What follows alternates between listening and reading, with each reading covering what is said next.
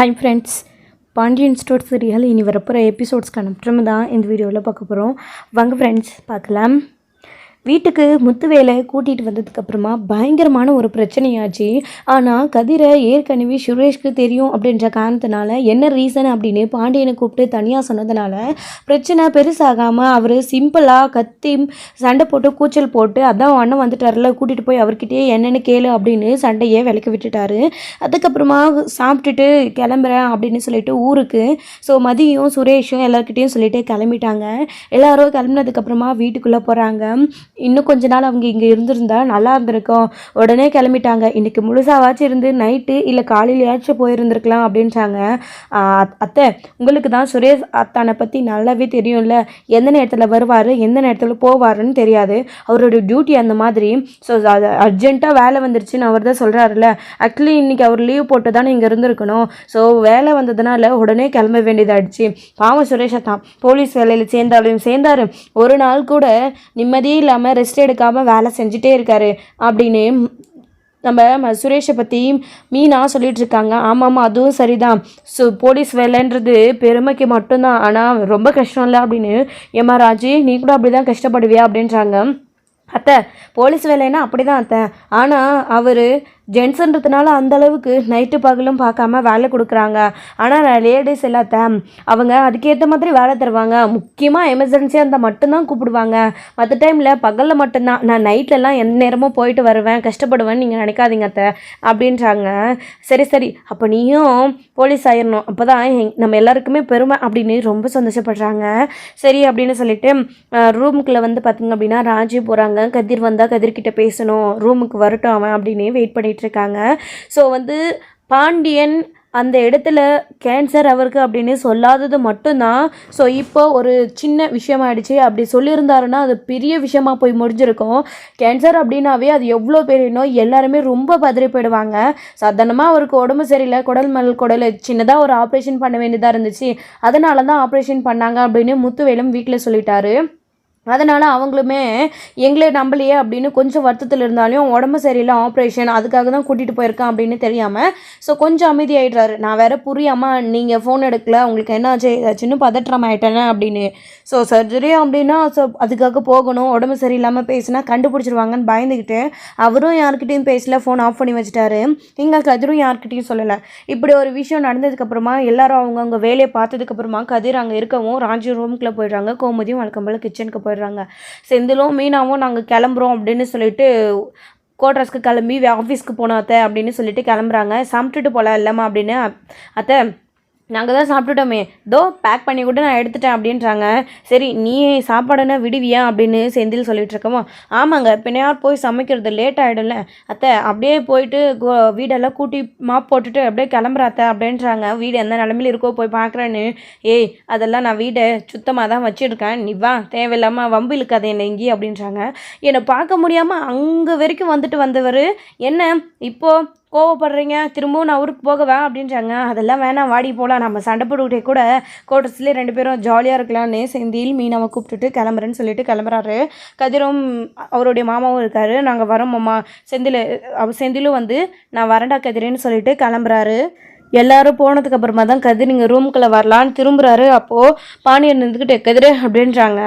அப்பா அப்படின்னவும் எம்புட்டு பெரிய விஷயம் பண்ணியிருக்கடா அப்படின்னு கதிரை கட்டி அணைச்சிக்கிறாங்க. அப்பா என்னப்பா, என்ன அமைதியாக இருங்கப்பா, நான் கூட இந்த விஷயத்தை பற்றி உங்ககிட்ட யார்கிட்டையும் சொல்லிவிடக்கூடாதுன்னு அவர்கிட்ட கேட்கல, சொல்லலாம் தான் போனேன். ஆனால் அவர் தான் சொன்னார் உங்களுக்கு விஷயம் தெரியும் சொல்லிட்டாரு அப்படின்றாங்க. நம்ம கதிரை இருந்துக்கிட்டு, ஏண்டா அவ்வளோ பெரிய விஷயம்டா, அந்த ஆளுக்கு சும்மா சாதாரணமாக ஆப்ரேஷன் அப்படின்னு நீயும் சொல்லிட்ட, ஆனால் அவருக்கு உண்மையிலே எவ்வளோ பெரிய வியாதி வந்திருக்கு, கேன்சரா. ஆப்ரேஷன் பண்ணாமல் இருந்தால் என்ன ஆயிருக்கும், கேன்சர் ஆப்ரேஷன் பண்ணியிருக்காங்கன்னு தெரிஞ்சால் கோமதி சரி வீட்டில் எல்லோரும் துடிச்சு போயிருப்பாங்கடா. நீ சாதாரணமான ஒரு ஆப்ரேஷன் அப்படின்னு சொன்னதுனால தான் எல்லோரும் அமைதியாக இருக்காங்க. இங்கே பாருடா, அவர் என்கிட்ட இந்த விஷயத்தை பற்றி தனியாக கூப்பிட்டு சொன்னதுனால தான் என்னால் அந்த பிரச்சனையை ஈஸியாக சால்வ் பண்ண முடிஞ்சிச்சு. இல்லைன்னா அந்த மீசக்காரன் உன்கிட்ட சண்டை போட்டுட்டு அப்படியே கழுத்து அறுத்துனுப்பா. எவ்வளோ பெரிய நல்ல விஷயம் தெரிஞ்சிருக்க. இந்த விஷயம் தெரிஞ்சா எல்லாருமே உடஞ்சு போயிடுவாங்க. அந்த ஆள் கூட உன் காலில் விழுந்து மன்னிப்பு கேட்காண்டா. அந்த அளவுக்கு நீ பெரிய விஷயம் பண்ணியிருக்க. என்னடா கதிர நீ என்கிட்டயாச்சும் சொல்லிட்டு போயிருக்கலாம்ல. உன் அம்மாவுக்கு ராஜிக்கெல்லாம் தெரிஞ்சாதான் பதறி போயிடுவாங்க. போகும்போது இப்படி தான்ப்பா ராஜோடைய அப்பாவுக்கு பிரச்சனையாக இருக்குது, நான் ஆப்ரேஷனுக்காக சென்னைக்கு கூட்டிகிட்டு போகிறேன்னு சொல்லிட்டு போயிருந்தா இந்த அளவுக்கு பிரச்சனை வந்திருக்காதாடா. நீயும் அந்த ஆளும் போனதை வச்சு அந்த ஆளும் அவன் பையனும் தேவையில்லாமல் சந்தேகப்பட்டு எவ்வளோ பிரச்சனை ஆயிடுச்சுடா அப்படின்றாங்க. அப்பா விடுங்கப்பா, இங்கே வச்சு இந்த விஷயத்த பேச வேணாம். அதை தெரிஞ்சிடுச்சுல்ல, அப்படியே இந்த பிரச்சனை முடிஞ்சதோடய அமைதியே விட்டுடலாம்ப்பா. யாருக்கும் இந்த விஷயம் தெரிய வேணாம்ப்பா, ப்ளீஸ்ப்பா. இது ரொம்ப முக்கியமான விஷயம்ப்பா. அம்மாவும் ராஜியும் இந்த விஷயம்லாம் தெரிஞ்சால் ரொம்ப உடஞ்சி போயிடுவாங்க. முக்கியமாக சொல்லாமல் இப்படி ஒரு விஷயத்த பண்ணதுக்கே அவங்க எல்லாருமே கோச்சிட்டு தான் இருக்காங்க. சொல்லப்போனால் யாருமே இன்னும் சரியாக சமாதானம் ஆகலை. நீங்கள் இந்த விஷயத்த சொன்னீங்கன்னா ரொம்ப உடஞ்சி போயிடுவாங்கப்பா. ப்ளீஸ்ப்பா சொல்லாதீங்கப்பா அப்படின்றாங்க. சரிடா கதிரு, நான் யார்கிட்டையும் சொல்ல மாட்டேன் அப்படின்றாங்க. அப்பா நான் உங்ககிட்ட இதே டைமில் இன்னொரு விஷயத்தையும் சொல்லணும்னு நினைக்கிறேன் அப்படின்றாங்க. சொல்லுடா கதிரு, என்ன விஷயம் அப்படின்றாங்க. இன்றைக்கி எப்படி இந்த முக்கியமான விஷயத்தை பற்றி இந்த விஷயம் தெரிஞ்சால் எல்லாரும் வருத்தப்படுவாங்க, கோவப்படுவாங்க அப்படின்னு இதை யார்கிட்டையும் சொல்ல வேணான்னு நீங்களும் நானும் இப்போ முடிவெடுத்துருக்குறோமோ, நீங்களும் சொல்லாமல் யார்கிட்டையுமே என்கிட்ட தனியாக வந்து இந்த விஷயத்தை பற்றி பேசுகிறீங்களோ அதே மாதிரி தான்ப்பா அன்றைக்கி அம்மாவும் எனக்கும் ராஜுக்கும் ஒரு கல்யாணத்தை பண்ணி வச்சுட்டு அந்த விஷயத்த நீங்கள் எல்லாரும் தெரிஞ்சுக்கிட்டா வருத்தப்படுவீங்கன்னு உங்ககிட்ட மறைச்சி ராஜு ஓடி வந்து என்னை கல்யாணம் பண்ணிக்கிட்டதாகவும் பிரச்சனை வேறு மாதிரி போனதாகவும் அம்மா உங்ககிட்ட முழுசாக சொல்லாமல் அறகுறையாக சொல்லி மறைச்சதுக்கான காரணம் இதுதான்ப்பா. அந்த சுச்சுவேஷனில் உங்களுக்கு அதை எவ்வளோ எடுத்து சொல்லி புரிய வச்சியும் உங்ககிட்ட சொல்லலை இந்த விஷயத்த. குடும்ப தலைவனாக நீங்கள் இருக்கீங்க, உங்களுக்கு எதுவுமே தெரியலன்னு வருத்தப்பட்டதுக்கு இப்போ புரியுதுங்களாப்பா அம்மாவும் உண்மையிலே எந்த அளவுக்கு வருத்தப்பட்டாங்கன்னு. நீங்கள் சொல்லலைன்னு கோவப்பட்டீங்க, ஆனால் இன்றைக்கி இந்த சூழ்நிலையில் இந்த விஷயத்தை எப்படி சொல்லாமல் மறைக்கிறோமோ அன்றைக்கி அந்த சுச்சுவேஷனில் அந்த விஷயத்த சொல்லக்கூடாதுன்னு அம்மா நினச்சதுனால தான்ப்பா சொல்லலை. இது மட்டும் கிடையாதுப்பா, எல்லாருக்குமே ஒரு காரணம் இருக்குப்பா. ஒரு விஷயத்த சொல்லணும், இதை சொன்னால் இந்த பிரச்சனை வரும் அப்படின்னா அதை மறைக்கணுன்றதுக்காக அதை மறைக்கிறதுக்கான காரணம் இதுதான்ப்பா. நிறைய ரீசன் இந்த மாதிரி இருக்குது, ஆனால் அது எல்லாமே சரின்னு எல்லா டைம்லையும் சொல்ல வரலப்பா. அவங்களுக்கு அது முக்கியமாக இருந்திருக்கு, சொல்லக்கூடாது பிரச்சனை வரணும்னு அம்மா பயந்தாங்க. அதனால தான்ப்பா சொல்லலை. நான் பெரிய விஷயம் கேன்சர் அப்படின்றது, அதனால் நான் இந்த விஷயத்தை யாருக்கிட்டே சொல்ல வேலான்னு மறைக்கிறோம். அதே மாதிரி அம்மாவுக்கு அது பெரிய விஷயமா இருந்துச்சுப்பா. அதனால தான்ப்பா அம்மாவுமே அன்றைக்கி சொல்லலை. அம்மாவை மன்னிச்சிடுவீங்க இல்லைப்பா அப்படின்றாங்க. ஏண்டா உன் அம்மாவை நான் மன்னிக்காமையா இவ்வளோ நாள் பேசிகிட்டு இருக்கேன் அப்படின்றாங்க. இன்னமும் நீங்கள் அந்த வலிய வேதனையும் மனசுக்குள்ளே வச்சுருப்பீங்க இல்லைப்பா. என்னதான் நீங்கள் அம்மாவை விட்டு கொடுக்காம அம்மாவுக்காக எல்லாத்தையும் மறந்துட்டு கேஷுவலாக பேசினாலும் எப்பயுமே அந்த வலி உங்களுக்குள்ளே இருக்கும் இல்லைப்பா. இந்த விஷயத்த யோசிச்சு பாருங்கப்பா. அம்மாவோடைய சூழ்நிலையில் நின்று யோசிச்சு பாருங்கள். கண்டிப்பாக காலம் முழுக்க உங்களுக்கு இந்த விஷயம் ஞாபகம் கண்டிப்பாக வராது. இனிமேலுக்கு அம்மா பண்ணது சரின்னு புரிஞ்சுப்பீங்க அப்படின்றாங்க. சரிடா கதிரு நீ போ அப்படின்னு சொல்லிட்டு பாண்டியன் சொன்னதுக்கப்புறமா இவன் சொல்கிறதும் சரிதானே, நம்ம தான் கோமதி கிட்ட கோவப்பட்டுட்டோம் அப்படின்னு நினச்சிக்கிறாங்க. அதுக்கப்புறம் பாண்டியன் சரவணா கிளம்பலாமாடா அப்படின்றாரு. அதை வந்துட்டேன் கோமதின்றாங்க. என்னங்க சரி நான் கடைக்கு கிளம்புறேன் அப்படின்றாங்க. சரிங்க மதியமாக சமைச்சு நான் எடுத்துகிட்டு வந்துடுறேன்றாங்க. உனக்கு எதுக்கு சிரமம், அதான் சரவணன் வருவான் இல்லை அப்படின்றாங்க. நான் வந்து எடுத்துக்கிறேம்மா அப்படின்றாங்க. இல்லைடா நானும் வந்து கடையை ஒரு எட்டு பார்த்துட்டு வந்துடுறேன், சாப்பாடு கொடுத்துட்டு நான் என்ன அங்கேயே வேலையை செய்ய போகிறேன் அப்படின்றாங்க. இருந்தாலும் வெயில் அதிகமாக இருக்குல்ல கோமதி அப்படின்றாங்க. இல்லைங்க நான் வரேன் சொன்னால் கேளுங்க அப்படின்றாங்க. அதெல்லாம் ஒன்றும் வேணாடி, நீ வீட்டிலே ரெஸ்ட் எடு, சரவணை வந்து வாங்கிட்டு வந்துடுவான் அப்படின்னு நாங்கள் கிளம்புறோன்னு சொல்லிட்டு கிளம்புறாங்க. அவங்களும் கிளம்புனதுக்கப்புறமா கோமதி திரும்பவும் கிச்சனுக்கே போயிடுறாங்க. அப்போ தான் ராஜி ரூமில் ட்ரெஸ்லாம் எடுத்து வச்சிட்ருக்காங்க. கதிர் போன உடனே தயங்கி போய் நிற்கிறாரு. ராஜி அப்படின்றாங்க. சொல்லு கதிர் அப்படின்றாங்க. சாரி ராஜி அப்படின்னும் என்கிட்ட கூட நீ இந்த விஷயத்த சொல்லலை அப்படின்றாங்க. உன் அப்பாவுக்கு உடம்பு சரியில்லைன்னா நீ அந்த அளவுக்கு துடிச்சு போவ எனக்கு தெரியாதா, அதான் உன்கிட்ட சொல்லலை. எல்லா பிரச்சனையும் சால்வ் ஆனதுக்கப்புறம் சொல்லலான்னு பார்த்தேன். இதே ஆப்ரேஷன் பண்ணாததுக்கு முன்னே உங்கள் எல்லாருக்கிட்டையும் அவருக்கு உடம்பு சரியில்லைன்னு சொல்லியிருந்தா ஒவ்வொருத்தரும் எவ்வளோ துடிச்சு போயிருப்பீங்க. ஆனால் அது எதையுமே சொல்லாமல் இப்போ அவருக்கு உடம்பு சரியில்லை, நான் ஹாஸ்பிட்டல் கூட்டிகிட்டு போய் சர்ஜரி பண்ணி கூட்டிகிட்டு வந்திருக்கிறேன், பிரச்சனை இப்போ ஓகே அவருக்கு உடம்பு சரியாயிடுச்சின்னு சொன்ன உடனே எல்லாரும் சொல்லலைன்றதை தாண்டி அவருக்கு சரியாயிடுச்சின்னு எல்லாரும் அமைதி அந்த பிரச்சனையை பெருசாக்காமல் விட்டுட்டீங்களா, அதனால தான் ராஜி ப்ளீஸ் அப்படின்றாங்க.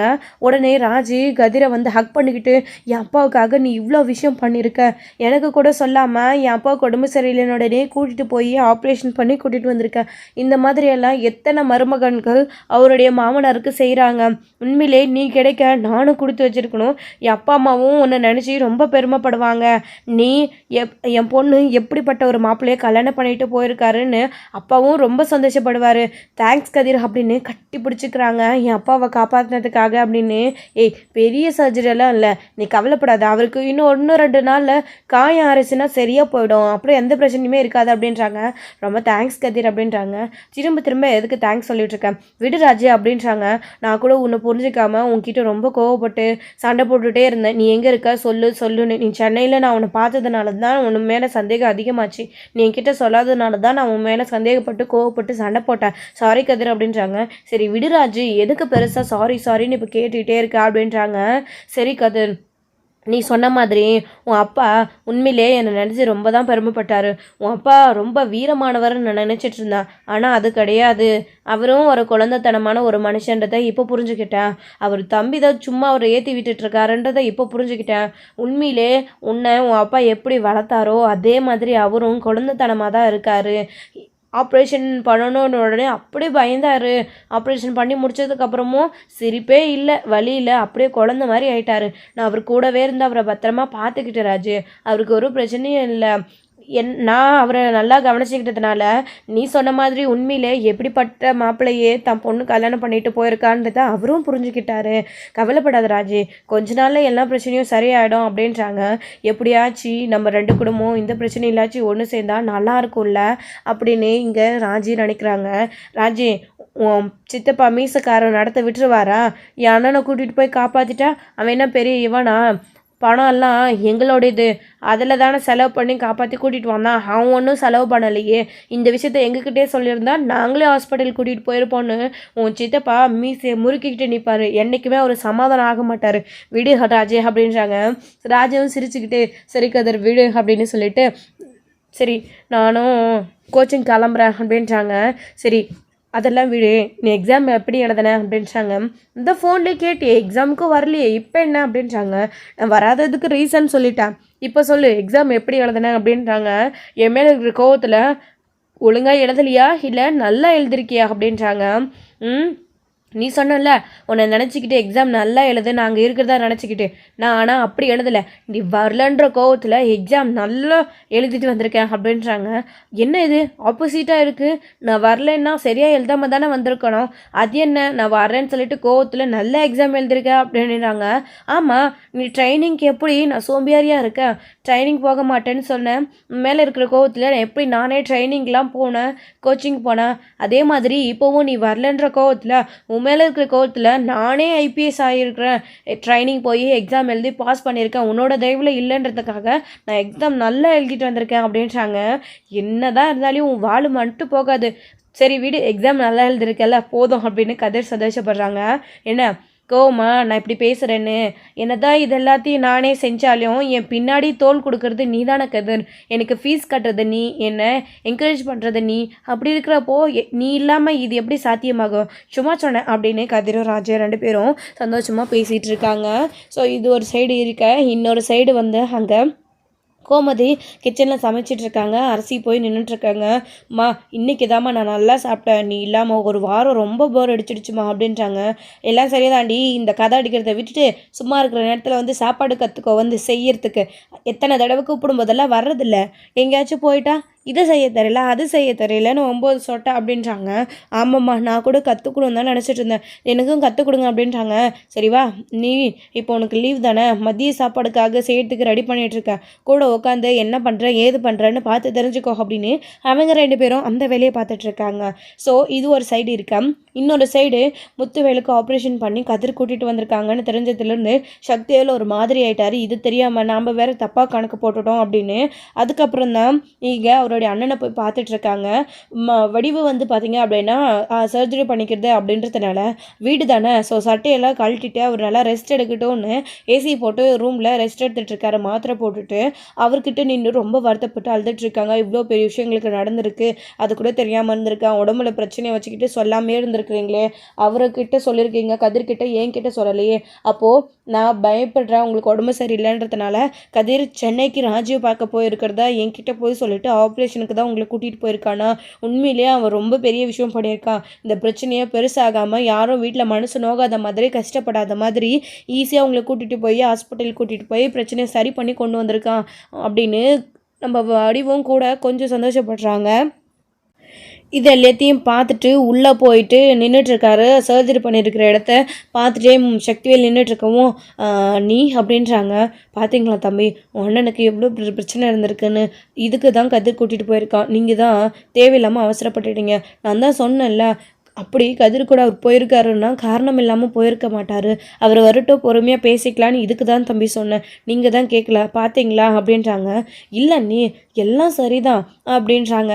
சரி அண்ணன் தூங்கிட்டுருக்காரு, ரெஸ்ட் எடுக்கட்டும், நீங்கள் வெளியே வாங்க, நீங்கள் உங்ககிட்ட பேசணும்னு வெளியில் கூட்டிகிட்டு வராங்க. என்ன தம்பி என்ன விஷயம்னு வடிவு அதுக்கப்புறம் வந்து குமரவேல் எல்லாருமே வெளியில் இருக்காங்க. வெளியில் இருக்கிறவங்க கிட்ட வந்து என்னாச்சுடா சக்தி அப்படின்றாங்க. இல்லைம்மா, கதிரை நம்பி சொன்ன அண்ணன் நம்மக்கிட்ட சொல்லியிருந்தா கூட நாமளும் ஹாஸ்பிட்டல் கூட்டிகிட்டு போய் அண்ணனை சரி பண்ணியிருப்போம்ல. அண்ணன் பணம் கொடுத்து அவன் கூட்டிகிட்டு போய் சரி பண்ணி கூட்டிகிட்டு வரணும்னு என்ன அர்த்தம்? அவனை நம்புறாரு, நம்மளே நம்பலையே அப்படின்றாரு. இங்கே பாருடா சக்தி, அதான் சொல்கிறான்ல அவன், இந்த விஷயத்த நம்ம முதல்லே தெரிஞ்சிருந்துச்சுன்னா அவனுக்கு உடம்பு சரியில்லைன்னொடனே நம்ம எல்லாரும் என்ன பண்ணியிருப்போம், துடிச்சிருப்போம், வருத்தப்பட்டிருப்போம், அழுதுருப்போம், அவனை ஹாஸ்பிட்டலில் கூட்டிகிட்டு தெரிஞ்சிருப்போம். ஆனால் அந்த பிரச்சனை நடக்கக்கூடாது, நம்ம யாரும் பதறக்கூடாதுன்னா யாருக்கிட்டையுமே முத்துவேல் சொல்லக்கூடாதுன்னு கதிர்கிட்ட சொல்லியிருக்கான்.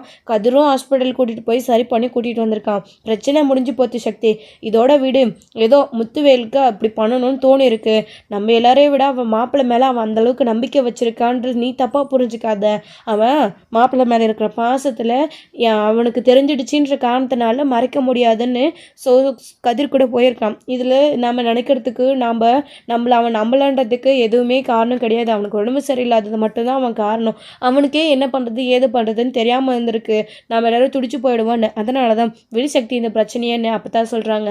சரியாத்தா அப்படின்னு இந்த பிரச்சனையதோட சக்தியால் விட்டுடுறாரு. அடுத்தடுத்து எபிசோடில் இனி என்ன நடக்க போகுது அப்படின்ட்டு வெயிட் பண்ணி நெக்ஸ்ட் பார்க்கலாம் ஃப்ரெண்ட்ஸ். தேங்க்யூ. இந்த வீடியோ உங்களுக்கு பிடிச்சிருந்தா லைக் பண்ணுங்கள், ஷேர் பண்ணுங்கள், கமெண்ட் பண்ணுங்கள். மறக்காமல் பெல் ஐக்கானை கிளிக் பண்ணி வச்சுக்கோங்க.